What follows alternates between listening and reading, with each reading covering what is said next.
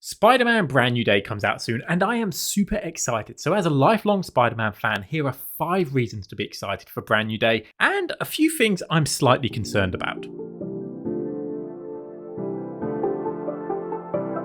Hello and welcome to Cinemaze, and if you're new here, be sure to subscribe for more videos like this. This is one of the longest waits we've had for a live-action Spider-Man movie ever, and that makes me excited that they haven't rushed this movie. They've taken their time and cooked up something special. This promises to be a different Spider-Man movie. More grounded, more character-driven, more traditional, but it also risks being overstuffed and unfocused, which leaves me excited but slightly nervous. So let's chat through my anticipations and my worries for Spider-Man Brand New Day. Starting with the things I'm excited for, number 5, the suit. This might sound like a weird one because a superhero suit doesn't make a film bad or good, which is why this is only number 5. But a good suit does help to bring the comic character to life. For example, the suit, along with Garfield's performance in The Amazing Spider-Man 2, really carries that film and brings one of the best adaptations of Spider-Man in the suit we've ever seen, even if the film has issues. And as a channel that specializes in superhero suit rankings, whose most popular video is a Spider-Man suit ranking, I am excited for a new Spidey suit, and this one looks glorious. It takes the final swing suit from No Way Home, fixes some of the problems, adds some influences from some of the previous Spider-Men, and brings us one of the most comic accurate Spider-Man suits we've ever seen. This really looks like Romita era Spider-Man. No asterisks. Not Holland Spider-Man, not MCU Spider-Man, just Spider-Man. And when you add on the fact that the suit looks practical, you can see the wrinkles and imperfections. That is a breath of fresh air from the skin-tight CGI painted suits that we saw previously in the MCU. It looks so much more real. The behind the scene photos of this film go so hard because it looks like Spider-Man is real, and I want to feel that when watching the movie. I really hope they don't paint over this suit in the actual movie, because what we have seen of it so far is looking great, and it will really elevate this film by bringing Spider-Man to life.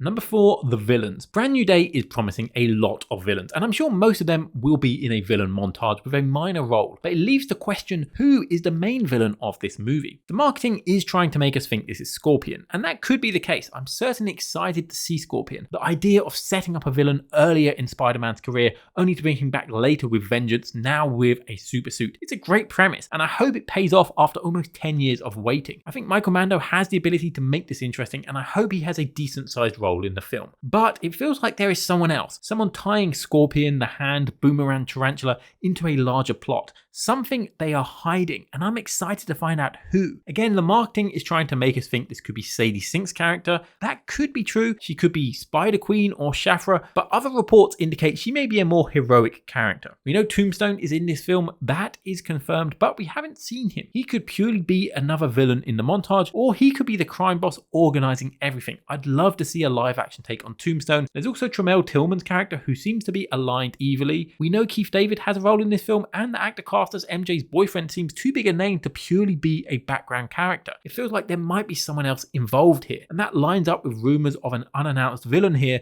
like Jackal or Hobgoblin. While I am nervous this may be too much, that Scorpion or Tombstone or whoever behind this might not get developed enough in the runtime, I can't deny that I am excited to find out the answers to this mystery, because early Spidey comics often did have mysteries behind their villains, and it's not often that we go into a superhero movie not knowing who the big bad is. But that does tie into my concerns for this film, and so I'll run through those now before giving my top 3 things to be excited for. And that starts with my main concern. This movie looks busy. We have Peter's new life, Punisher, Hulk, Sadie Sink's character, MJ and Ned returning, Scorpion, Tombstone, the Hand, Peter's transformation, potentially a secret villain. That is a lot. And we have seen Spider-Man movies crumble under the weight of too many plots and villains before. And these ideas feel very scattershot. There's the character-based, more grounded stuff that I like. The villains like Scorpion and Tombstone interest me, and the Punisher's inclusion seems like a nice addition. But other stuff, the more fantastical elements like the Hulk, the Hand, his transformation, they feel very separate and less interesting. It almost feels like the competing ideas behind the two studios, Marvel and Sony, clashed, and they mushed both sides together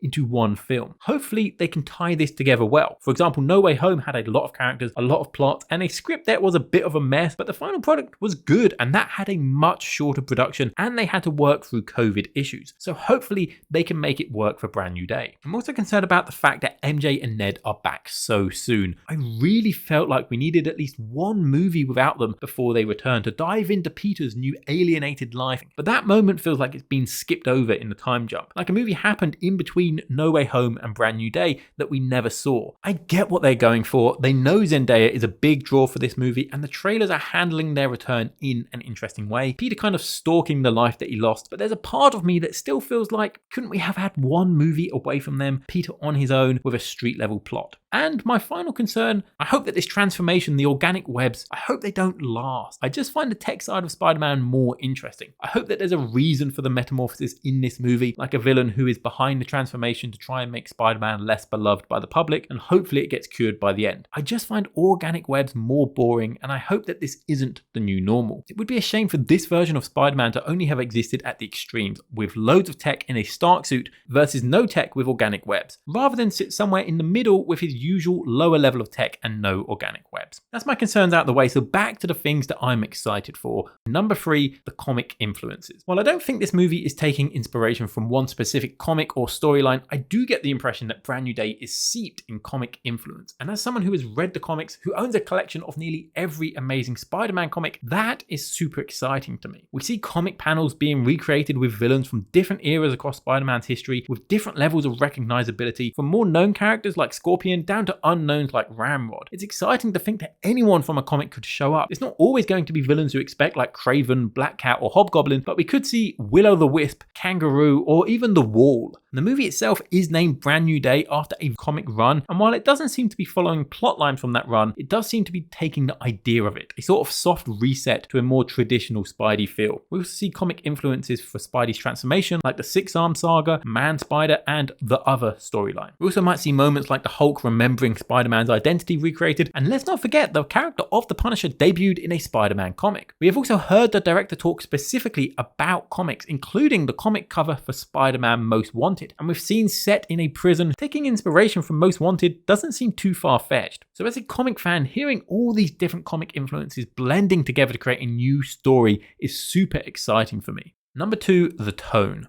Brand New Day promises a new tone, away from the light-hearted, youthful take on the character in the Home trilogy, dependent on his friends and mentors. The trailers for this movie have set up Brand New Day to feel more mature, more character-based, and more traditionally Spider-Man. That is exciting to me. As much as I enjoy the previous trilogy, I think a change is good, especially for a more mature take on the character. Now, mature doesn't mean dark and gritty. This is Spider-Man. He should be light-hearted, he should make jokes, and the trailers seem to get this. We see him quipping, we see his bright suit stand out from the much darker look of the world, while Peter's scenes feel more mature. It contrasts Spider-Man as this larger-than-life character, this mask that Peter metaphorically and literally puts on to hide from the pain of his real life. That is perfect. Outside of the MCU, this director has a history of character-based, mature stories, and if he can bring some of that plus his action skills from Shang-Chi, we're in for a great time. A return to a character-based story set in New York with smaller stakes, real-world problems, street-level villains, over Avengers, traveling Europe, and the multiverse is a welcome one, and fundamentally feels more Spider-Man. But this is of course going to continue Peter's journey from No Way Home, and the latter half of that movie had a tone that I've been looking for with MCU Spider-Man films, with a sense of responsibility and burden. So hopefully it's continuing that here as we explore his life when no one remembers him. The trailers just look more how I pictured Spider-Man in the MCU to be. He's his own hero, he's mature, he's street level. Other characters can appear like Punisher and Hulk, but they aren't mentors, they aren't Mr. Stark or Sir. They are just other heroes that can show up and Peter can stand against them. Not Spider-Boy,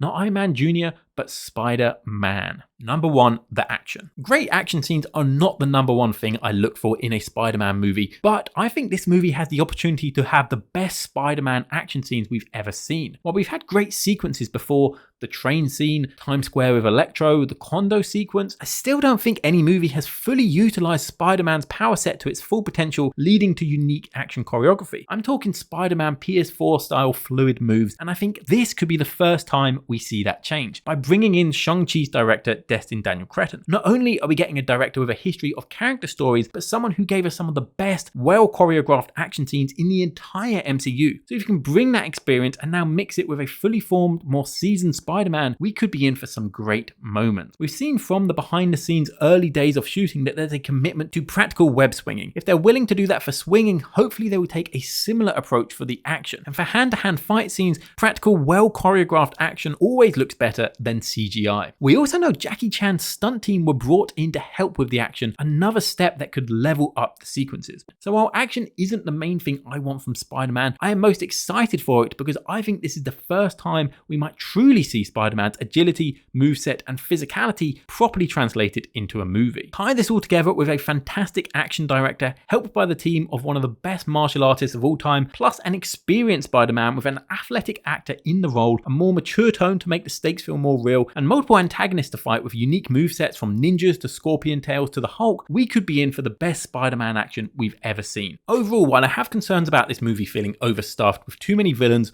characters, plots, and ideas, the fantastic practical new suit, the mystery behind the hidden villain, the various comic influences, the more mature street level tone, and the potential for the best Spider-Man action we've ever seen overpowers the concerns and leaves me excited for the upcoming Spider-Man Brand New Day.